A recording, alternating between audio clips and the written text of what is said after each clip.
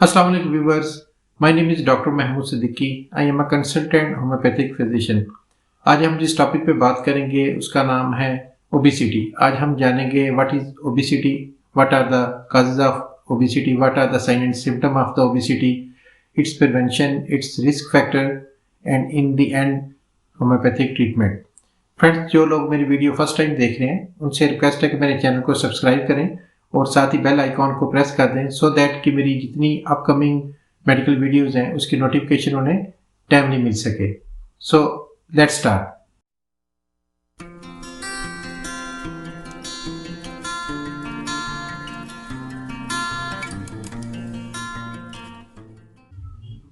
Yes friends, सबसे पहले हम चाहते हैं व्हाट इज ओबिसिटी, यानी कि मोटापा क्या है। एन एबनॉर्मल और excessive fat accumulation in your body that presents a risk to your health is called obesity. इसका मतलब ये है कि अगर आपकी बॉडी के ऊपर यानी कि फैट अकोमुलेशन बहुत ज़्यादा हो गई है और यानी कि आपके जिस्म के ऊपर एक हद से ज़्यादा चर्बी जो है वो चढ़ गई है, तो उस हालत को, उस कंडीशन को हम ओबिसिटी कहते हैं और जिसे जनरली लोग कहते हैं कि आप मोटापे का शिकार हो गए हैं। तो इसमें बेसिकली क्या होता है, एक चीज़ होती है BMI, बॉडी मास इंडेक्स।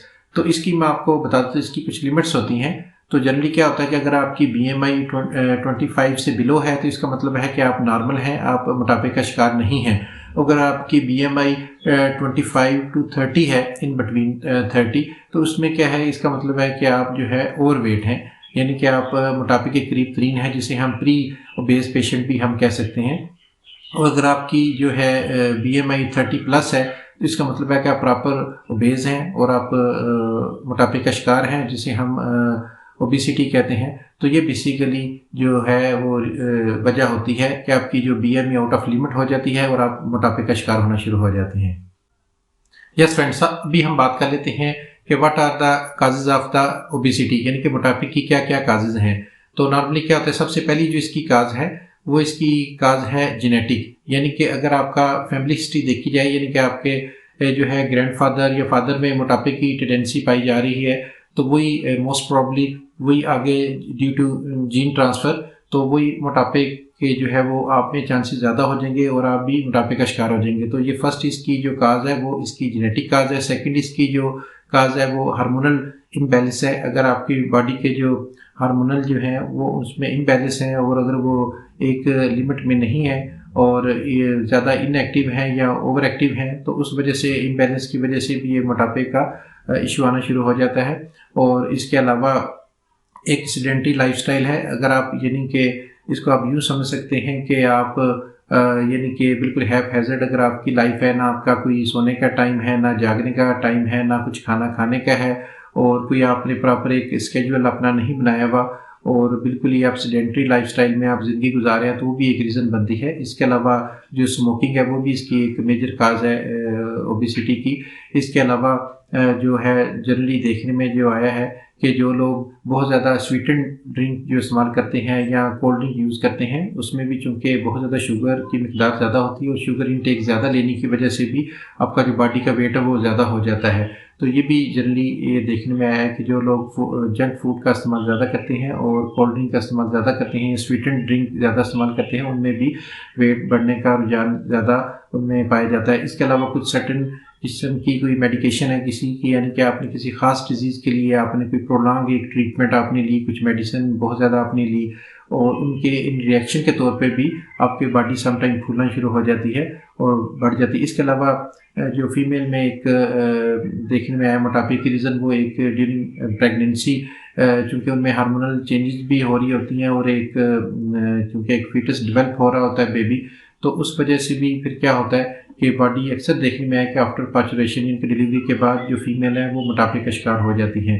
तो basically these are the major causes. और इसमें से एक और लीडिंग सिम्टम काज इसकी है वो ये है कि जो आप ड्यू टू एज फैक्टर, यानी कि जब आपकी एज ज़्यादा हो जाती है तो उसमें फिर क्या होता है कि आपकी चूँकि मेटाबॉलिज्म वगैरह और सिमुलेशन वगैरह सारा डिस्टर्ब हो जाता है और आपका डाइजेस्टिव सिस्टम भी आपका जो है वीक हो जाता है और नर्वसली और आप मस्कुलर भी वीक हो जाते हैं। इस वजह से फिर क्या होता है कि आपकी जो बॉडी है वो इनएक्टिव ज़्यादा रहती है, जिस वजह से फिर क्या होता है कि आपकी बॉडी का वेट बढ़ना शुरू हो जाता है। इसके अलावा एक जनरली एक काज देखने में आई है कि मोर ईट लेस बर्न, यानी कि अगर आप कैलोरीज की इनटेक आप जो है वो ज़्यादा आपने रखी हुई है और अगर आप इनएक्टिव लाइफस्टाइल में एक्सरसाइज आप नहीं करते और आप बिल्कुल ही डल किस्म की ज़िंदगी गुजारें, तो उसमें ज़्यादातर चांसेस हैं कि आप जो है वो मोटापे का शिकार हो जाएंगे। तो ये basically these are the major causes of the obesity. Now let's talk about the sign and symptom of the obesity. तो इसकी जो मेजर और लीडिंग इसकी सिम्टम है वो क्या है, फिजिकली फैट डिपॉजिट, यानी कि आपकी बॉडी के ऊपर चर्बी का बहुत ज़्यादा आप समझे जिसम पे चर्बी चढ़ जाएगी और आप बहुत ज़्यादा मोटे हो जाएंगे और आपका वेट जो है वो ज़रूरत से ज़्यादा आपका बढ़ना शुरू हो जाएगा। तो इस जो ये आपकी जब कंडीशन हो जाए तो ये बेसिकली आपकी प्रोमिनेंट और मेजर सिम्टम है कि आप एक नॉर्मल इंसान से एक बदनुमा और एक आप मोटे इंसान हो गए। तो ये बेसिकली इसकी जो है वो मेजर सिम्टम होगी। इसके अलावा कुछ मेटाबॉलिक सिंड्रोम भी होती हैं, उसमें क्या होता है कि आपकी जो हार्ट डिजीज उसमें आ जाती हैं। इसके अलावा हाइपरटेंशन का उसमें इश्यू आना शुरू हो जाता है, यानी कि हाई ब्लड प्रेशर के आप पेशेंट होना शुरू हो जाते हैं। और इसके अलावा जो है लिपिड प्रॉब्लम आना शुरू हो जाता है, जिसमें आपके ट्राइग्लिसराइड वगैरह या आपके जो आप कह लें कि कोलेस्ट्रॉल लेवल आपका जो है वो बढ़ जाता है और एक लिमिट से ज़्यादा हो जाता है, जिसमें शॉर्टनेस ऑफ ब्रेथ और आपका सांस फूलना वगैरह भी इसमें सिम्टम आना शुरू हो जाती है। और इसके अलावा आप टाइप 2 डायबिटिक पेशेंट भी हो जाते हैं। तो बेसिकली ये इसकी जो है वो साइन एंड सिम्टम है। इसके अलावा अगर इसके हम रिस्क फैक्टर पे बात कर लिया जाए कि रिस्क फैक्टर ऑफ ओवरवेट और ओबेसिटी, तो ये बहुत सारे हैं। इसमें क्या होता है कि जब आप एक जरूरत से ज़्यादा वज़न गेन कर लेते हैं यानी कि मोटापे का शिकार हो जाते हैं, तो उसमें आपके कार्डिक वेस्कुलर डिजीज़ का भी शिकार होना शुरू हो जाते हैं, हार्ट की इशू आना शुरू हो जाते हैं। उसके अलावा आपका जो आर्थराइटिस का प्रॉब्लम, ऑस्टियोआर्थराइटिस आपको हो सकता है, आपको जोड़ों में दर्द रहेगा और आप का जो है उठना बैठना महाल हो जाएगा और आपका even you will be unable to walk, stage will come.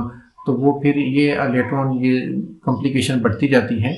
तो इसलिए कोशिश करनी चाहिए कि अपने वेट को कंट्रोल में रखें। इसके अलावा क्या होता है कि फैटी लीवर की डिजीज़ आना शुरू हो जाती हैं। तो इन टर्म्स ऑफ ओबेसिटी, तो यानी कि मोटापे की वजह से बहुत सारे प्रॉब्लम जो है वो क्रिएट होना शुरू हो जाते हैं और आप एक हेल्दी लाइफस्टाइल से आप एक अनहेल्दी लाइफस्टाइल में चले जाते हैं। और ये बेसिकली रिस्क फैक्टर बहुत ज़्यादा हो जाते हैं और इसलिए एहतियात करनी चाहिए और बैलेंस डाइट का ख्याल रखना चाहिए। अगर हम इसकी प्रिवेंशन के ऊपर बात कर लें तो प्रिवेंशन इसकी सबसे, मैं ये जनरली पेशेंट को भी बताता हूँ और यही मैं यहाँ पे मेंशन करना चाहूँगा कि इसकी जो सबसे पहली प्रिवेंशन है मोटापे से बचने के लिए वो है regular exercise. At least 25 to 30 minute is a recommended walk और रनिंग। तो ये बेसिकली अगर आप अबव 40 हैं तो आप जो है वो आप वॉक कर सकते हैं। आप 35 से 40 मिनट आप डेली वॉक किया करें।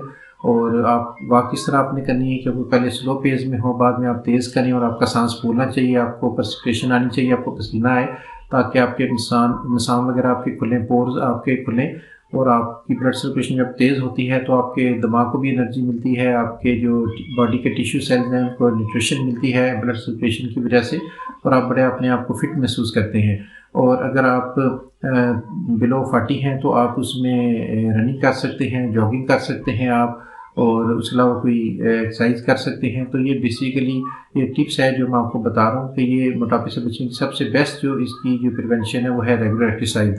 और दूसरी इसकी जो मैं आपको टिप बताऊँ वो ये है कि अवॉइड अनहेल्थी डाइट, यानी कि जो डाइट जो आपको मोटापे की तरफ लेके जा रही है, जिसमें टेंडेंसी पाई जाती है कि आप मोटापे का शिकार हो जाए। जैसे मैं ऑलरेडी मेंशन कर चुका हूँ बहुत सारी चीज़ें जिसमें जंक फूड वगैरह आ जाता है या स्वीट एंड ड्रिंक्स आ जाती है, मैं इसको बहुत ज़्यादा वो डीप नहीं जाऊँगा, तो ऑलरेडी मैं बता चुका हूँ। तो ये इन चीज़ों से अगर आप अवॉइड करें, यानी अनहेल्दी डाइट से आपने अवॉइड करना है और रेगुलर एक्सरसाइज करनी है और अपनी जो BMI है उसको मॉनिटर करते रहना है, यानी कि आपने अपना ऑफ एंड ऑन आपने अपना वेट करते रहना है और आपने अपने ऊपर नज़र रखनी है कि मैं जो है एक नॉर्मल शख्स से कोई ओवर वेट तो नहीं हो रहा। तो बेसिकली ये 3 चीज़ों पे अगर आप अमल कर लेंगे तो आप कभी भी मोटापे का शिकार नहीं होंगे। यस फ्रेंड्स, अभी हम बात कर लेते हैं होम्योपैथिक मेडिकल ट्रीटमेंट में। In homeopathy there are numerous homeopathic medicine which are very effective for the treatment of obesity. Depend करता है पेशेंट की साइन एंड सिम्टम पे, उसकी काजेज़ क्या हैं, उसकी मोडेलिटीज़ को देख के, उसकी एग्रावेशन, एमेलियोरेशन और क्लिनिकल हिस्ट्री लेके उसके अकॉर्डिंगली मेडिसिन प्रिस्क्राइब की जाती है। But any how here I will highlight few homeopathic medicine which are very effective for the treatment of obesity। Number 1 पे जो मेडिसिन है वो ड्रॉप फॉर्म में है, वो टिंचर फॉर्म में है, उसका नाम है फाइटोलाका बेरी क्यू। ये बहुत ही effective medicine, it is one of the best homeopathic medicine for the treatment of obesity. जिन लोगों में जो है वो चर्बी चढ़ने का रुझान ज़्यादा पाया जाता है और जो एक नॉर्मल वेट से ओवर वेट होना शुरू हो जाते हैं, इस तरह की जिनमें ये सिम्टम डेवलप होना शुरू हो जाती हैं, उसके लिए फाइटोला का बेरी बहुत ही अच्छा वर्क करती है। It is highly recommended medicine और ये बहुत ही इफेक्टिव है। इसकी मैं आपको डोजेज बता देता हूँ। इसके आपने 20 ड्रॉप्स आपने इसके TDS लेने हैं इन 30 ml वाटर में ऐड करके। ये it is one of the best medicine और इससे आपका जो है मोटापे का जो रुझान है वो भी आपका कम होना शुरू हो जाएगा और ग्रेजुअली आपकी जो फैट है वो बर्न होना शुरू हो जाएगी, यानी कि आपकी बॉडी ट्रिम होना शुरू हो जाएगी। इसके अलावा जो मैं आपको दूसरी जो मेडिसिन बता रहा हूँ वो एक क्रीम है, उसका नाम है फोकस वेस। ये एक्सटर्नल एप्लीकेशन के लिए है। जिन जगहों पे ये क्रीम उन जगहों पे अप्लाई करना है जहाँ पे चर्बी ज़्यादा चढ़ी हुई है।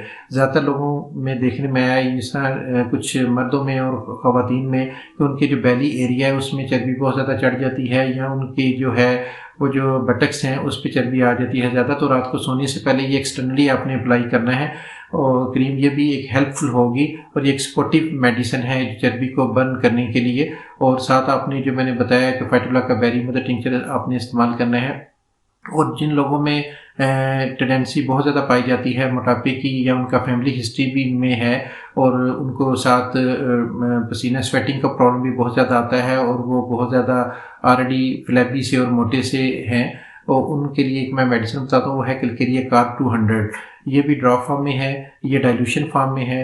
इसके आपने क्या करना है कि 3 ड्रॉप्स आपने ओडी लेने हैं, इनका 1 डे आपने लेने हैं। तो बेसिकली मैंने आपको ये 3 मेडिसिन बताई हैं, ठीक है। ये आप लेके इस्तेमाल करें और उसके साथ ही साथ जिस तरह मैं हमेशा कहता हूँ और मेंशन करता हूँ पिछली वीडियोस में भी कि अपने जो नियर बाय जो अवेलेबल डॉक्टर है उसके पास आप जाएं, उसको आप प्रॉपर अपनी हिस्ट्री बताएं और वो उसके अकॉर्डिंगली फिर जो आप मेडिसिन जो वो एडवाइस करेगा वो भी साथ इस्तेमाल करें। और जो मैंने ऑलरेडी बताई है ये तो यूज़फुल और हेल्पफुल हैं ही हैं, ये आप लेके स्टार्ट कर दें। साथ ही वो जो डॉक्टर मेडिसिन बताएगा वो भी स्टार्ट करें और इस्तेमाल करना शुरू कर दें। इंशाल्लाह जो है आपका प्रॉब्लम रिजॉल्व हो जाएगा।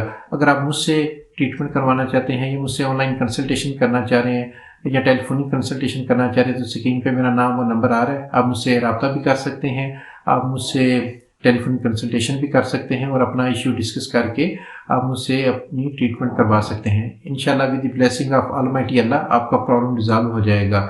आई होप कि आपको मेरी आज की वीडियो पसंद आई होगी।